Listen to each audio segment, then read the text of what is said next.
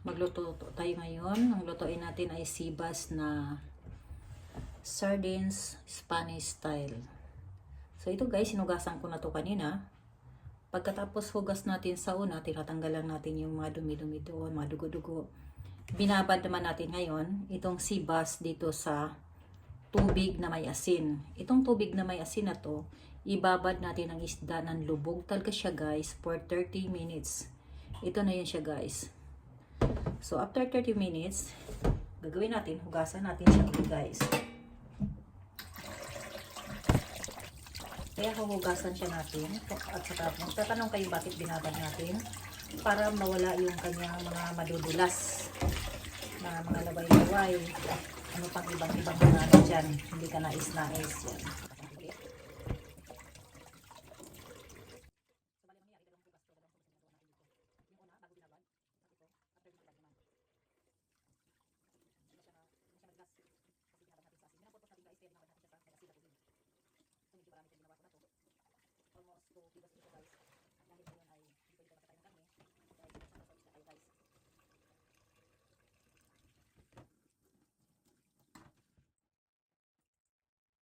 Ito yung mga ingredients natin guys na gagamitin natin dito. Carrots, pickles, onion, bell pepper, garlic, olive, at chili. Sunod, ito, peppercorn, dahon laurel, asin, sugar, any kind of sugar, nasa inyo guys kung anong gagawin nyo. Ako ang gagamitin ko ay stevia. Then, olive oil, kuha ko ng olive oil.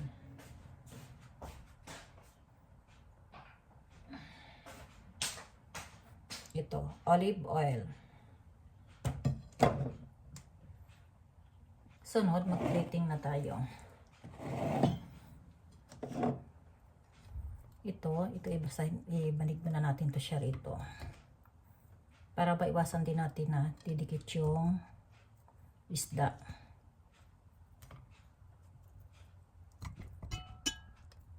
Gusto ko maraming carrots guys. Maraming mga sahog-sahog para masarap. So, yan, ito pickles.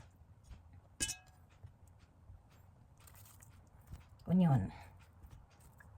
Guys, pwede naman kahit anong isda gawin yung Spanish style. Nasa inyo yan guys. Ito kaya nasa ibang bansa ako. Ang ginawa ko ito. Sibas ito guys. Nung nasa Pinas ako, ang ginagawa ko yung bangus. Dito, ang ginagawa ko rito sibas at saka salmon.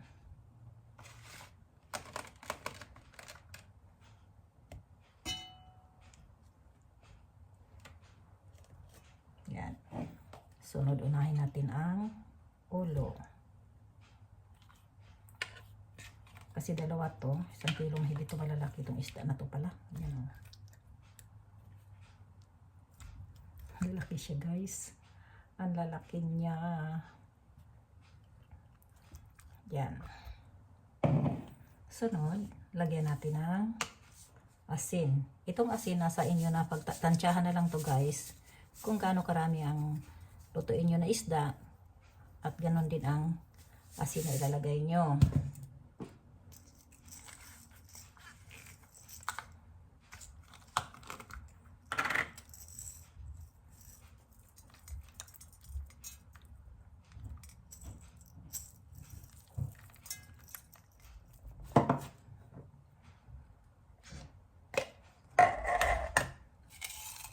Laurel.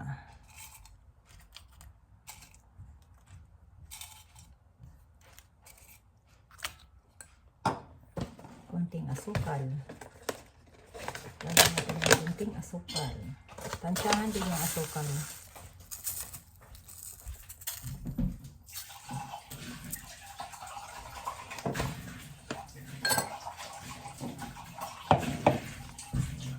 Same procedure. Ulit natin yung mga carrots. Kung ano yung ginawa natin sa ilalim, ganun din ang gagawin natin dito. Hanggat matapos yung Yun yung pag-plating ng isda. Tsaka ito. Mas masarap na mga ano guys, carrots at saka pickles, mas masarap.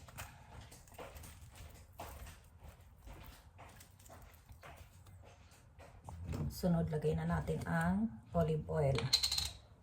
Itong olive oil na to, depende sa, ito 750 ml to guys ha. Kailangan ilubog natin yan, punong-puno guys. Oh.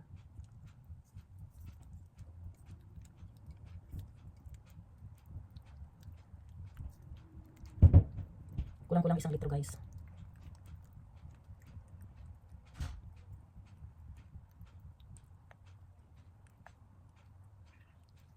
Yan. Inubos ko guys ang 750 ml na olive oil.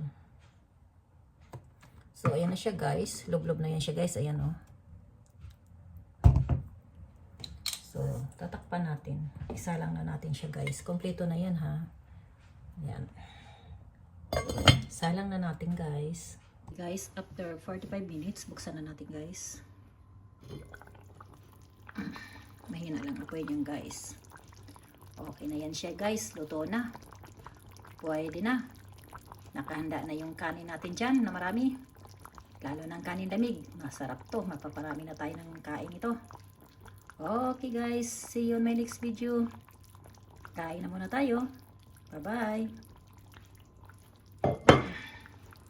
Patayin na natin. Okay guys. Luto na yung ating salmon. Sardines funny style. Ayan na guys. No, diba ang ganda ang kuha na ako guys. Ayan o. Tinikman ko na kaagad. Ang sarap guys. Kaya try nyo. Huwag yung kalimutan din mag-subscribe. Thank you and comment. Okay, bye-bye.